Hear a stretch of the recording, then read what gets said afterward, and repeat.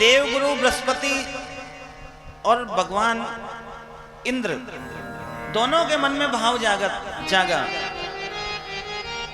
कि बहुत दिन बीते, भगवान के दर्शन नहीं हुए, चलो महादेव के दर्शन करने के लिए चलते हैं।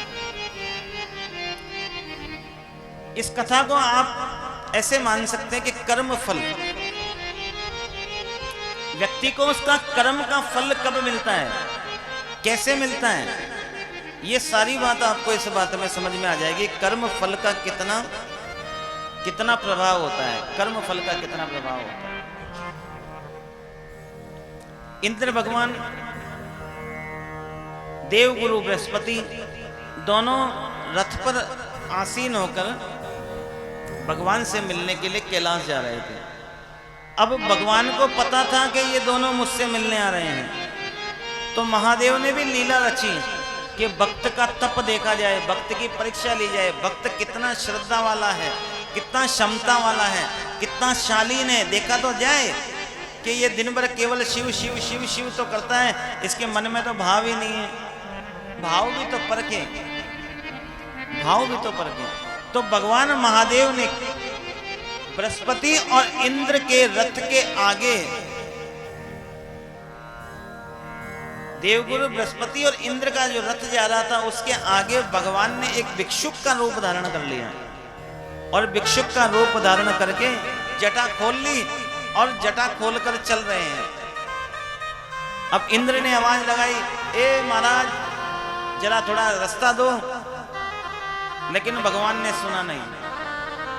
भगवान अपने आगे चलते गए चलते गए चलते गए।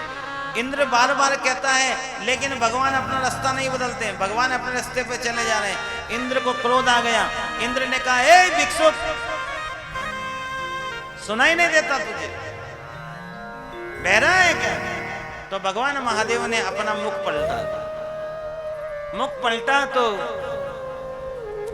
बृहस्पति और इंद्र क्रोध के मारे लाल हो रहे थे महाराज। अब इंद्र तो देवताओं के राजा हैं, स्वर्ग का अधिपति है इंद्र। इस स्वर्ग पर जितना भी राज है इंद्र भगवान का ही है।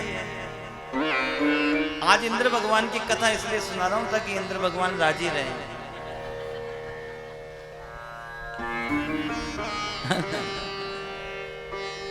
तो महाराज इंद्र भगवान स्वर्ग के राजा हैं।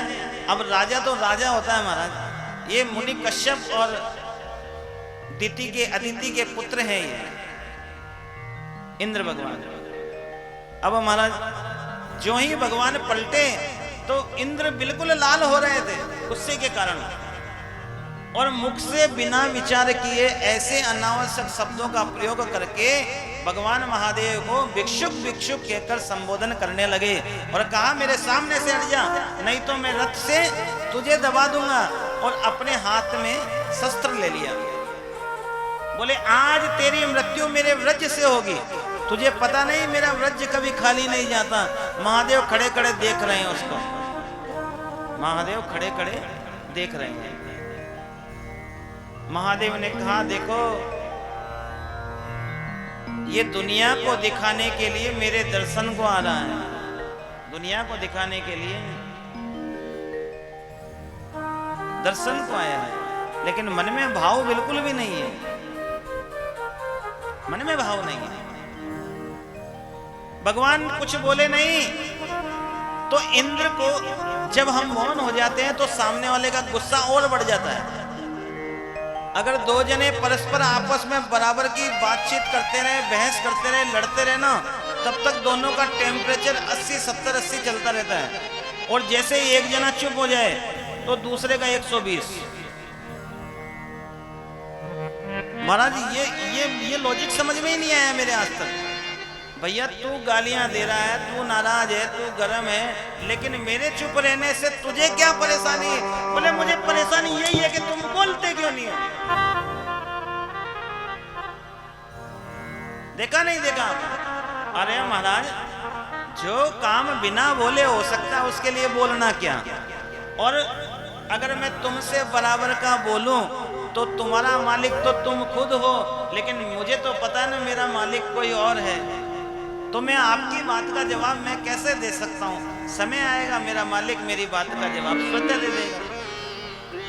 संसार का नियम है महाराज। अगर आपने मौन धारण कर लिया तो भगवान समझ जाएंगे कि ये भक्त मुझ पर आश्रित है, अब जवाब मुझे देना है। और अगर आप बोल गए तो भगवान कहेंगे बोले संभाल ले गए तो खुद ही।